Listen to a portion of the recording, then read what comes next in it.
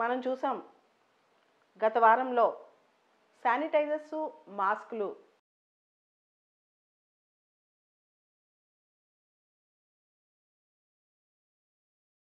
Essential commodities కింద చేర్చారు. 2 వారాల క్రితం కేరళలో డ్రింకింగ్ వాటర్ బాటిల్స్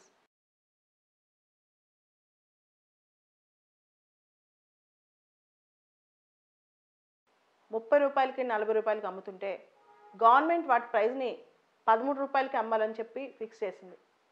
అదేవిధంగా ఆనియన్స్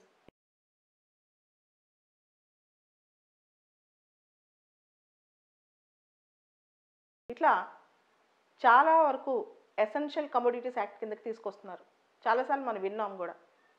అసలు ఈ ఎసెన్షియల్ కమోడిటీస్ యాక్ట్లో ఏమేమి ఉండొచ్చు? డ్రగ్స్ కానీ,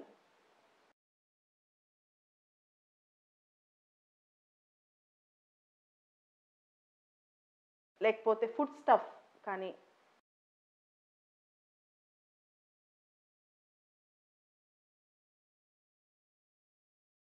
కొన్నిసార్లు petroleum products,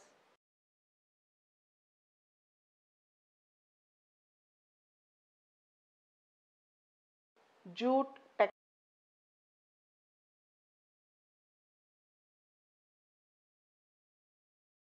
textile products,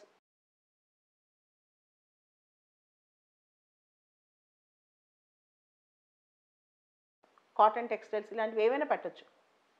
government అనుకుంటే ఏదైనా ఎసెన్షియల్ కమోడిటీలోంచి చేర్చొచ్చు, తీసేయచ్చు.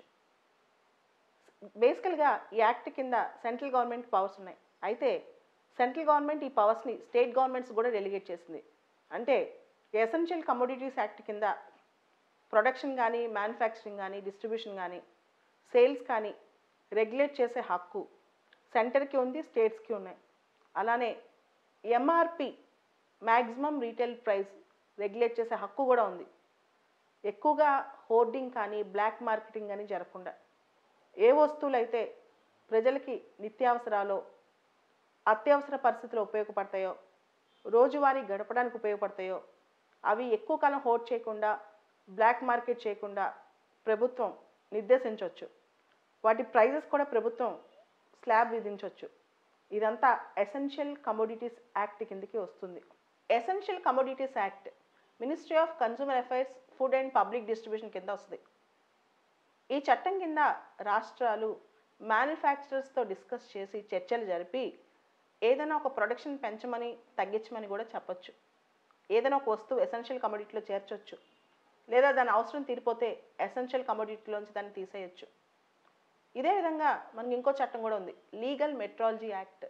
ఈ లీగల్ మెట్రాలజీ యాక్ట్ ప్రకారం ఏ వస్తువుకైనా, ఎసెన్షియల్ కమోడిటీ అయిన వస్తువుకి మ్యాక్సిమం ఎంఆర్పి ఫిక్స్ చేసి అంతకు మించి అమ్ముతుంటే క్వశ్చన్ చేయొచ్చు. అదేవిధంగా ఎసెన్షియల్ కమోడిటీస్ యాక్ట్కి వ్యతిరేకంగా ఎవరైనా అఫెన్స్ చేస్తే, గవర్నమెంట్ పెట్టిన రూల్కి వ్యతిరేకంగా ఎవరైనా చేస్తే 7 సంవత్సరాల వరకు జైలు శిక్ష వేయచ్చు. మనందరికీ ఎసెన్షియల్ కమోడిటీస్ యాక్ట్ 1955 తెలుసు. కానీ అటువంటి చట్టమే ఇంకోటి కూడా ఉంది మనకు భారతదేశంలో. అది కూడా ministry of consumer affairs, food and public distribution కింద వస్తుంది. ఆ చట్టం prevention of black marketing and maintenance of supplies of essential commodities act 1980, PBMMSEC act. Prevention of black marketing and maintenance of supplies of essential commodities act 1980, PBMMSEC చట్టం అన్నమాట. ఇది కూడా చాలా important. And essential commodities act విషయానికి వస్తే, government ఏదైనా ఒక certain commodities free ఫ్లోగా ఉండాలి, ప్రజలకి ఇవి నిత్యావసరాలు, దాని హోర్డింగ్ వల్ల ప్రజలు ఎఫెక్ట్ అవుతారు అనుకున్నప్పుడు దాన్ని ఎసెన్షియల్ కమోడిటీ కింద చేర్చొచ్చు. ఫుడ్ కానీ, డ్రగ్స్ కానీ ఏదైనా సరే ఒక ఎసెన్షియల్ కమోడిటీ చేర్చిన తర్వాత దాని ప్రైజెస్ విషయంలో కానీ, దాని యొక్క సప్లై, ప్రొడక్షన్, మార్కెటింగ్, డిస్ట్రిబ్యూషన్ అన్ని విషయాల్లో గవర్నమెంట్, సెంట్రల్ గవర్నమెంట్ కానీ, స్టేట్ గవర్నమెంట్ కానీ చొరబాటు చేసుకోవచ్చు. అండ్ గవర్నమెంట్ దానికి ఎంఆర్పి పర్టికులర్గా ఫిక్స్ చేసినప్పుడు దానికి మించి అమ్మడానికి వీల్లేదన్నమాట. And the list of items under essential commodities చాలా ఎడిబుల్ ఆయిల్స్ కానీ, పెట్రోలియం ప్రోడక్ట్స్ కానీ ఏవైనా ఉండొచ్చు అనమాట. సెంటర్ అండ్ స్టేట్స్ ఎసెన్షియల్ కమోడిటీస్లో న్యూ కమోడిటీస్ ఇంక్లూడ్ చేయొచ్చు, అవసరం అయిపోయింది అనుకుంటే ఎక్స్క్లూడ్ కూడా చేయొచ్చు అనమాట. దానివల్ల ఇన్ఫ్లేషన్, ప్రైస్ స్పైకింగ్, కామన్ మ్యాన్కి కనీస అవసరాలు అందుబాటులోకి తేవడానికి ఉంటుందన్నమాట. లేకపోతే ఇప్పుడు మీరు చూస్తున్నారు నిన్న ఈరోజు హైదరాబాద్లో కూరగాయల రేట్లు, మినిమం బేసిక్ ప్రొవిజన్స్ ఇవన్నీ కాస్ట్లీ అయిపోయినాయి. సో గవర్నమెంట్ దేనైనా ఎసెన్షియల్ కమోడిటీస్లోకి తేవచ్చు. మనం మాస్క్ అవన్నీ కొనుక్కోవాలంటే ఈ రోజున అందుబాటులో కూడా లేవన్నమాట. సో ఎక్స్ట్రా ప్రొడక్షన్ చేయమని కూడా గవర్నమెంట్ చెప్పొచ్చు.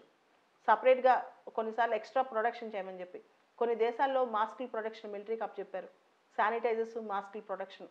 అండ్ ఎవరైనా సరే హోల్సేలర్స్ కానీ రీటైలర్స్ కానీ ఈ ఎసెన్షియల్ కమోడిటీస్ యాక్ట్ వ్యతిరేకంగా ట్రేడ్ చేస్తే భయంకరమైన శిక్షలు ఉంటాయి. అండ్ దాంతోపాటు గవర్నమెంట్ క్వాంటిటీ రిస్ట్రిక్షన్ కూడా పెట్టొచ్చు.